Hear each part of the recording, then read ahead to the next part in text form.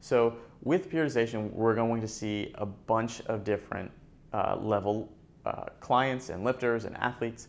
So with our novice, we're going to see more of a traditional model, which if we come back here, this is going to illustrate the traditional model where we have a gradual decrease in volume with a gradual increase in intensity, coming to a peak right as our volume's low and our intensity is high. So with novice lifters, they're still very much adapting to whatever we give them. This is going to be a great model to use because we don't need to do anything complex, or even something as simple as no periodization works very well for a novice trainee. As we get into intermediates, we start seeing more of a non-traditional model being used and being much more ideal for them. And then finally, advanced, we can start using complex methods and different forms of periodization than we would for the intermediate and the novice.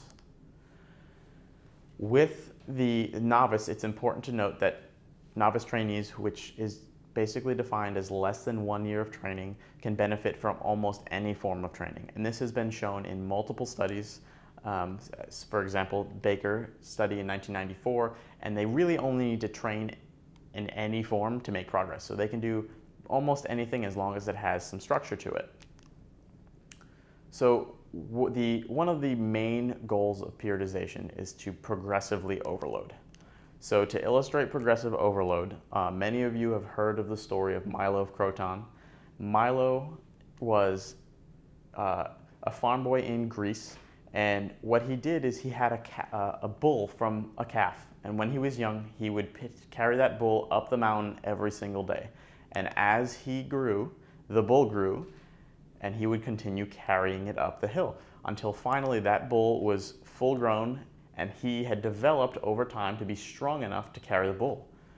That's basically the premise of what progressive overload is. So we're looking at slow, small, incremental increases over time to elicit adaptations to get you stronger or bigger in the long run. Also, what we're looking at with progressive overload is that it follows Hans Seil's model, so that gas principle. So we want to make sure that we're inducing a stressor, but we're still allowing for recovery, and periodization allows for this. So while we're doing more work over time, we're also allowing for more adaptation over time by inducing some recovery.